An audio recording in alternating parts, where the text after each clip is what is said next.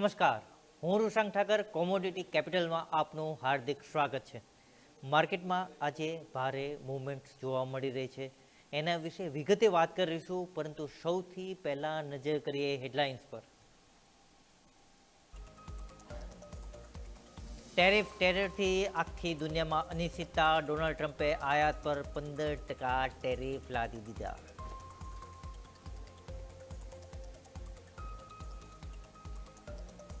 America અને Iran વચ્ચે વાતચીત થશે. જીનીવામાં વાતચીતનું સ્થળ. ઈરાન તરફથી સૂર બદલાયા હોવાના સંકેતો. સોના ચાંદીને મળ્યું ટ્રમ્પ કાર્ડ. ગોલ્ડમાં 1.81% વધારો, જ્યારે સિલ્વરમાં 5.41% વધારો. ક્રૂડની કિંમતોમાં નરમાશ જોવા મળી. ટેરરની અસર. અત્યારે એમસીએક્સ પર 1.49% ઘટાડો.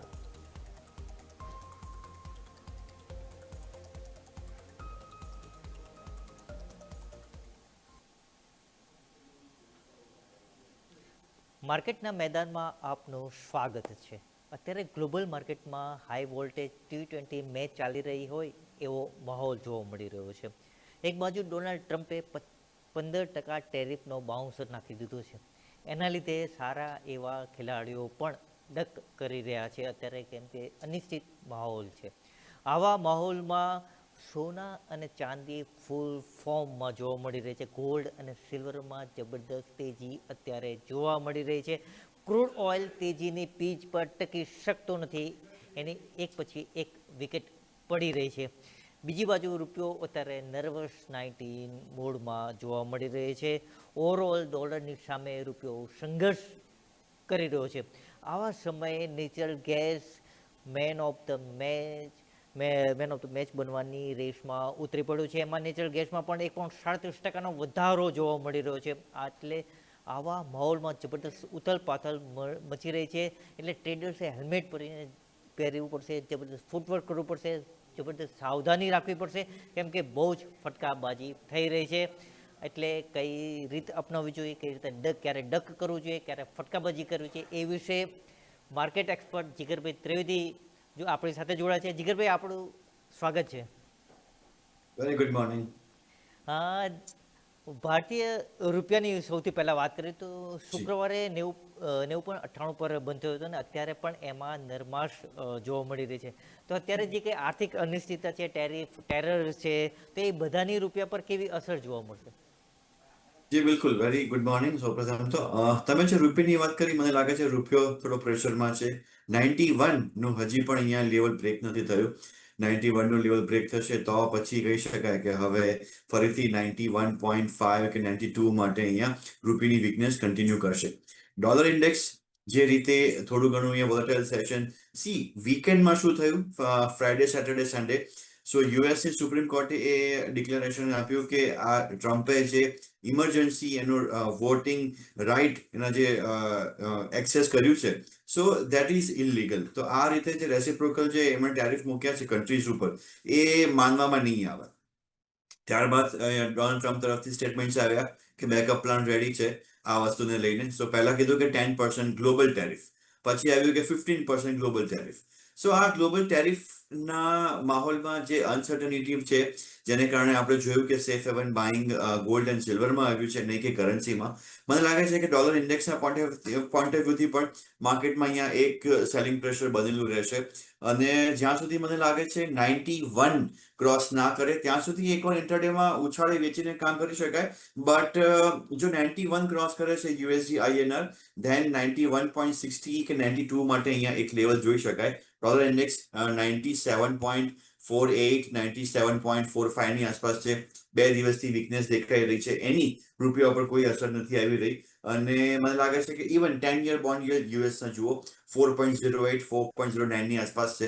વીકનેસ થોડી ઘણી ત્યાં પણ છે. મને લાગે છે કે ડોલર ઇન્ડેક્સની આ વીકનેસ, 10-year બોન્ડ yield ની આ વીકનેસ આ કન્ટિન્યુ કરશે અને રૂપિયાના લેવલ્સ જોવાના રહેશે. મને લાગે છે ટૂંક સમયમાં પોઝિશનલી અહીંયા જો રૂપિયામાં ટ્રેડ લેવો હોય, one can go long on every dip.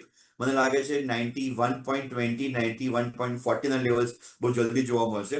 So current લેવલથી long કરી શકાય એન્ડ 90.50 આ એક સારો સપોર્ટ છે. One can take it as a stop loss also. બિલકુલ. આપણે જ્યારે ટ્રેડ ડીલની જાહેરાત થઈ ત્યારે એની પોઝિટિવ ઇમ્પેક્ટ જોઈ છે. હવે ટ્રેડ ડીલ તો અમેરિકા તરફથી સ્પષ્ટતા કરવામાં આવી છે કે ટ્રેડ ડીલ થશે અને એને કોઈ અસર નહીં થાય અને એમ છતાં એની નેગેટિવ ઇમ્પેક્ટ પડશે. સૌપ્રથમ તો ઇન્ડિયા ઉપર પહેલા 25% રેસિપ્રોકલ ટેરિફ્સ લગવાના હતા. એનું એક્સપેક્ટેશન એ હતું કે હવે 18% સુધી નીચે આવી જશે. બટ આ જે યુએસમાં ડેવલપમેન્ટ થયું ત્યારબાદ એવા ન્યૂઝ આવ્યા છે કે ઇન્ડિયાનું જે ટ્રેડ રિપ્રેઝેન્ટેટિવ ટીમ વોશિંગ્ટન જવાની હતી એ પોસ્ટપોન થઈ છે. સો આ મીટિંગ હવે મ્યુચ્યુઅલી કન્સેન્ટ સાથે એક નવા ડેટ ઉપર ગઈ છે.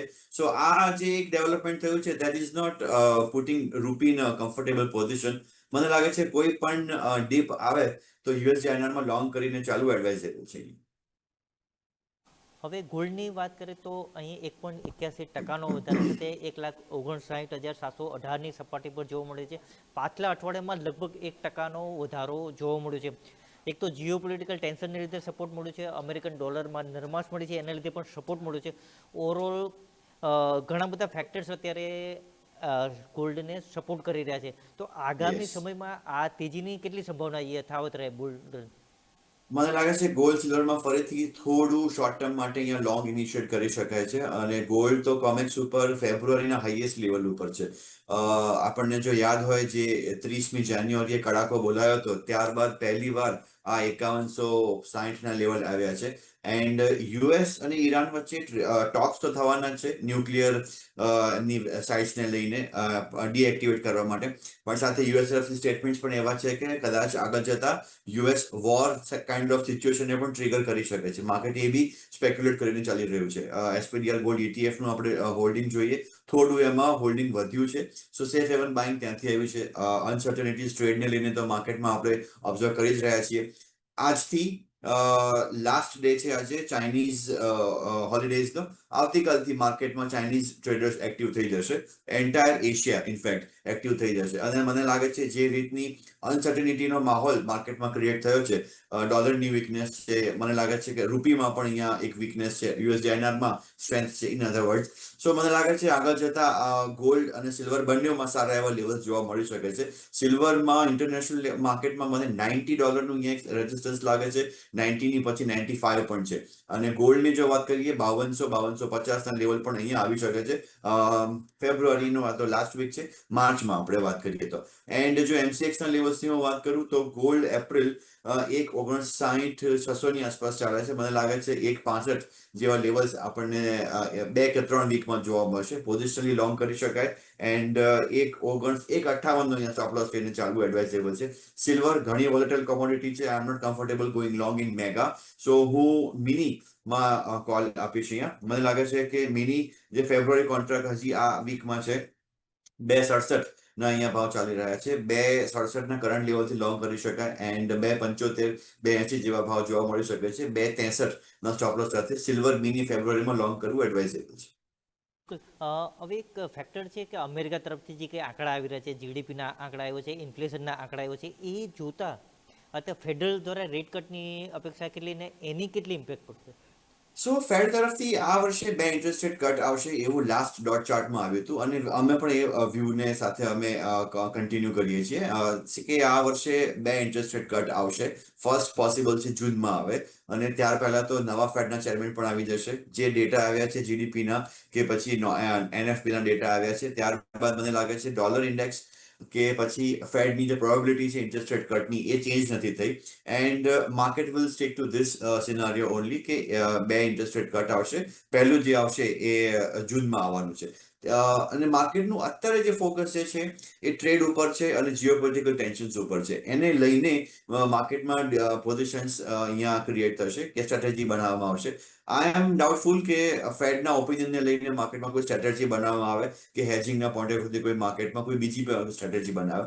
આઈ થિંક અત્યારે માર્કેટનું મેજર ફોકસ છે યુએસ તરફી જીઓપોલિટિકલ ટેન્શન્સ છે અને પોલિટિકલ ઇવેન્ટ્સ ઉપર. જીગરભાઈ પાસેથી વધુ એક્સપર્ટ ગાઈડન્સ લેતા રહીશું, પરંતુ અત્યારે સમય છે એક નાનકડા વિરામ.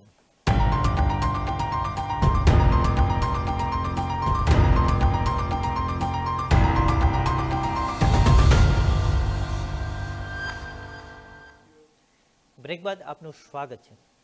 હવે ચાંદીની વાત કરીએ તો એમસીએક્સ પર પાછલા અઠવાડિયામાં 3.5% વધારો જોવા મળ્યો હતો અને અત્યારે પણ 5.41% વધારો છે. જીગરભાઈ, લુનર ન્યૂ યર હોલિડે બ્રેક પછી લિક્વિડિટી વધુ આવશે, એની ઇમ્પેક્ટ સિલ્વરના પ્રાઇસ પર મળશે, તો એના લઈને સિલ્વર ઇટીએફમાં કઈ સ્ટ્રેટેજી અપનાવવી જોઈએ? સિલ્વરમાં મને લાગે છે હજી પણ અંડરટોન બુલિશ જ રહેશે, અને જે રીતે અહીંયા એક ટેકનિકલ ચાર્ટ સ્ટ્રક્ચર અહીંયા ક્રિએટ થયું છે 4.10 વાળી, આપણે 2.30 સુધી પણ જઈને જોઈ. આજે એમાં 5%ની રેલી આપણે જોઈ છે સિલ્વરમાં, અને ગેપ અપ સાથે આજે તો ઓપન થયું છે. મને લાગે છે આવનારા સમયમાં 2.90 કે 2.95 3 લાખના લેવલ પણ જોવા મળી શકે છે, અને એમ કોમેક્સ ઉપર મને લાગે છે 90-55 લેવલ્સ તો આરામથી જોવામાં મળશે માર્ચ મહિનામાં. એન્ડ જો ETF ની આપણે વાત કરીએ તો yes, it's a good time to go long in bullion ETFs. I will put my money on silver. મને લાગે છે સિલ્વર જગ જાહેર છે હવે તો કે એનર્જી સેક્ટરમાં એનો ઉપયોગ છે, પાવર સેક્ટરમાં એનો ઉપયોગ છે, અધર દેન બુલિયનના પોઈન્ટ ઓફ વ્યૂથી જે પણ માર્કેટમાં પરચેસિંગ આવતું હોય. કાલથી એશિયન માર્કેટની ટ્રેડિંગ એક્ટિવિટી થઈ જશે એક્ટિવ. સો મને લાગે છે સિલ્વરમાં આ જે અહીંયા એક સેફ હેવન બાઇંગ આવ્યું છે એ કન્ટિન્યુ કરી શકે છે. ચાઇનીઝ પ્લેયર્સ હોય કે પછી સિંગાપોર હોય, તાઇવાન હોય, સાઉથ કોરિયા હોય, આ બધા જ માર્કેટમાંથી જે બી પ્લેયર્સ માર્કેટમાં આવશે અહીંયા ટ્રેડિંગના પોઈન્ટ ઓફ વ્યૂથી, સેન્ટિમેન્ટ સિલ્વરમાં પોઝિટિવ રહેશે. એન્ડ 2.90 કે 3 લાખના લેવલ આપણને માર્ચ મહિનામાં જોવા મળી શકે છે. સો જો મને એમ પૂછવામાં આવે કાં ગોલ્ડ કે સિલ્વર શેમાં અત્યારે ઇન્વેસ્ટમેન્ટ કરવું જોઈએ કે સ્ટેગર્ડ વેમાં, I think I go with silver. હવે ક્રૂડ ઓઇલની વાત કરીએ તો અત્યારે 1.49% ઘટાડો છે, 5,967નું લેવલ છે. મેઇન ફેક્ટર અમેરિકા અને ઈરાન વચ્ચે વાતચીત થવા જઈ રહી છે, બંને દેશો વચ્ચે વાતચીત થવા રહી છે. માર્કેટ એને કઈ રીતે જોઈ રહ્યું છે કે અમેરિકા અને ઈરાન વાતચીત કરવાના મૂડમાં છે, સમાધાન કરવાના મૂડમાં છે કે યુદ્ધ કરવાના મૂડમાં છે? સો માર્કેટ દરેકે દરેક ન્યૂઝ ઉપર સ્પેક્યુલેશન કરી રહ્યું છે. બહુ જ ન્યૂઝ ડ્રીવન અને સેન્સિટિવ માર્કેટ થઈ ગયું છે. એટલીસ્ટ જ્યારથી ડોનાલ્ડ ટ્રમ્પ એડમિનિસ્ટ્રેશન યુએસમાં આવ્યું, not only second term, first term વખતે પણ યાદ કરીએ તો યુએસ અને નોર્થ કોરિયા, યુએસ અને ચાઇના અને ઘણા બધા ઓન એન્ડ ઓફ બધા સબ્જેક્ટ ચાલતા હતા, ટ્રેડને લઈને, ન્યુક્લિયર વોરને લઈને, ઇવન યુએસ અને મિડલ ઇસ્ટના પણ સબ્જેક્ટ્સ તો ત્યારે બી એક્ટિવ હતા જ. માર્કેટ દરેકે દરેક ન્યૂઝ ઉપર અહીંયા અત્યારે રિએક્ટ કરે છે. આઈ ડોન્ટ થિંક કે વોર જેવી સિચ્યુએશન જેન્યુઅલી ટ્રિગર થાય. It's not good for anybody. કે માર્કેટ જ નહીં, પર્સનલ લાઈફ હોય કે પછી સોશિયલ લાઈફ હોય, કોઈની પણ વસ્તુ માટે આ વસ્તુ એડવાઇઝેબલ નથી. તો લેટ્સ હોપ કે એવું ના થાય. બટ જ્યારે બી કોઈ એવો સ્ટેટમેન્ટ્સ આવે કે અમે ન્યુક્લિયર વોર અમે કરવા માટે તૈયાર છીએ, કે પછી એ લોકો એમની સાઇટ્સને એક્ટિવ કરી કાઢે, કે પછી કોઈ ડ્રોન એટેક કરી કાઢે. હવે તો વોર પણ અલગ પ્રકારના થઈ ગયા છે, ડ્રોન એટેક કરી કાઢે ઓઇલ સાઇટ્સ ઉપર મિડલ ઇસ્ટમાં. સો ત્યારે સપ્લાયના કન્સર્ન્સ વધી જાય. સ્ટ્રેટ ઓફ હોર્મુઝ જે એક સપ્લાયનો એ સી વે છે એ અટકી જશે તો શું થશે? ગ્લોબલ એક્સપોર્ટ ઇમ્પોર્ટ બંધ થઈ જશે, તો પછી દરેક માર્કેટ ઉપર એની ઇમ્પેક્ટ આવશે. સો માર્કેટ આ બધી એક ટાઈમ હતો કે ઇન્વેન્ટરીના જે ડેટા આવતા હતા ગુરુવારે, એના ઉપર જ માર્કેટ રિએક્ટ કરે, ડોલર ઇન્ડેક્સ ઉપર રિએક્ટ કરે, ઇકોનોમિક ડેટા ઉપર માર્કેટ રિએક્ટ કરે. હવે માર્કેટ છેલ્લા 5-6 વર્ષથી જીઓપોલિટિકલ ટેન્શન્સ, ટ્રેડ કન્સર્ન્સ, આ બધી વસ્તુઓને કારણે માર્કેટ હવે ડ્રાઈવ થઈ રહ્યું છે. સો આ બધી વસ્તુઓને બહુ ક્લોઝલી મોનિટર કરવી પડશે. એન્ડ આ બધી વસ્તુઓની વચ્ચે ઓપેક તરફથી કોઈ એવા અગ્રેસિવ સ્ટેટમેન્ટ્સ નથી આવ્યા માર્કેટને સ્ટેબલાઇઝ કરવા માટે. ઓફકોર્સ જેવી વોલેટાલિટી 4 વર્ષ 5 વર્ષ પહેલા હતી, આપણે જોઈ હતી ડ્યુરિંગ કોવિડ ડેઝ, હવે એવું નથી. માર્કેટ બ્રોડ રેન્જમાં આવી ગયું છે. $55નો સપોર્ટ છે WTIમાં, $75નું રેઝિસ્ટન્સ છે અહીંયા. સો મને લાગે છે એની વચ્ચે જ માર્કેટ રહેશે. WTI ના ભાવ આજે પણ $65 આસપાસ છે. સો એમાં એકદમ રેન્જમાં વચ્ચોવચ્ચ છે. અને જો હું MCX ના લેવલ્સની વાત કરું, માર્ચ વાયદો 80-82 પોઈન્ટ ડાઉન છે અહીંયા 0.5%. Will go with the trend only. અહીંયા શોર્ટ કરી શકાય માર્ચ કોન્ટ્રાક્ટ. 6010ના સ્ટોપ લોસથી કરંટ લેવલ પર શોર્ટ કરી શકાય 5900 માટે. બિલકુલ. આપણે યાદ હોય તો 2-3 મહિના પહેલાં ઓવર સપ્લાયની ચિંતા વ્યક્ત કરવામાં આવતી હતી, કે એના લીધે કે JP મોર્ગનનો રિપોર્ટ પણ આવ્યો હતો થોડાક મહિના પહેલાં કે $30 સુધી ભાવ જતી રહેશે. તો એ શક્યતા છે ઓવર સપ્લાયની ચિંતા એ નેગેટ થઈ ગઈ છે હવે? હા, સો યુએસ અને યુએસએ જે રીતે વેનેઝુએલન ગવર્મેન્ટ કેપ્ચર કરી અને ટેમ્પરરી કંટ્રોલ ત્યાં છે, સો બધાને એમ સ્પેક્યુલેશન થયું કે યુએસ જે દુનિયામાં સૌથી વધારે ક્રૂડ ઓઇલ જો કોઈની જમીનની અંદર હોય તો એ વેનેઝુએલા પાસે જથ્થો છે. વેનેઝુએલા પાસે ટેકનોલોજી નથી કે એ એને એક્સટ્રેક્ટ કરી શકે. હવે યુએસનો કંટ્રોલ ત્યાં આવી ગયો તો બટ ઓબ્વિયસલી માર્કેટ એમ સ્પેક્યુલેટ કરે કે યુએસ ગવર્મેન્ટ યુએસની કંપનીઝને ત્યાંની જમીનનો કે ત્યાંની ઓઇલ રિફાઇનરીઝનો ઓઇલ શેલનો કંટ્રોલ આપશે અને એક્સટ્રેક્ટ કરશે ટેકનોલોજી વાપરીને. એના ઉપર અત્યારે કોઈ સ્ટેટમેન્ટ્સ નથી આવ્યા. સો માર્કેટને ત્યારે એમ હતું કે ઓવર સપ્લાય વધી જશે માર્કેટમાં. એન્ડ જો ચાઇના કે પછી યુરોઝોન છે કે યુએસ છે, જાપાન છે, આ લોકોના જો મેન્યુફેક્ચરિંગ એક્ટિવિટી જો ઘટી જશે તો પછી આમાં ડિમાન્ડ ક્યાંથી આવશે અહીંયા. સો સપ્લાયસ તો અહીંયા ઇન્ટેક્ટ છે, સાઉદી અરેબિયા છે, યુએસ છે, આ બધી રશિયા છે, આ બધી કન્ટ્રીઝના સપ્લાયસ તો માર્કેટમાં આવી જ રહ્યા છે. વાપરશે કોણ જો મેન્યુફેક્ચરિંગ એક્ટિવિટી સ્લો ડાઉન થઈ ગઈ, જીડીપી સ્લો ડાઉન થઈ ગયું. સો 2-3 મહિના પહેલા આ વસ્તુને લઈને માર્કેટમાં એક ફિયર ફેક્ટર હતું, બટ એ હવે નિગેટ થઈ ચૂક્યું છે. બિલકુલ. હવે નેચરલ ગેસની વાત કરીએ તો અમેરિકામાં અત્યારે ભારે તોફાન છે. ટ્રમ્પ તોફાની છે તો અમેરિકામાં પણ તોફાનનો માહોલ છે. એના લીધે ક્યાંક નેચરલ ગેસના પ્રાઇસને સપોર્ટ મળ્યો છે. તો અત્યારે આ તેજી જળવાઈ રહેશે? આ વીક માટે જળવાતી રહેશે કારણ કે યુએસમાં એક ઠંડુ સ્ટોમ આવવાનું એક એનાઉન્સમેન્ટ થયું છે, ફોરકાસ્ટ થયું છે ડિપાર્ટમેન્ટ તરફથી. અને જે હીટિંગમાં આની જરૂર પડશે તો ડિમાન્ડ વધી ગઈ છે. એટલે અહીંયા અત્યારે માર્કેટમાં 2% રેલી આવી છે. એન્ડ મને લાગે છે 300ના લેવલ જોવા મળી શકે છે નેચરલ ગેસ ફેબ્રુઆરીમાં. આજે 23 તારીખ છે. એન્ડ જે નિયર મંથ છે એ આવતીકાલે એક્સપાયર થશે, પણ હજી પણ એક્ટિવ છે એ contract. So we can take call in that contract only. Near month February 288.7 ચાલી રહ્યો છે, કરંટ લેવલથી લોંગ કરી શકાય 298, 305 માટે. એન્ડ 283ના સ્ટોપ લોસ સાથે નેચરલ ગેસમાં બાય કરવું એડવાઇઝેબલ. કોપરની વાત કરીએ તો અત્યારે 0.24% વધારો સાથે 1170.95 લેવલ ચાલી રહ્યું છે.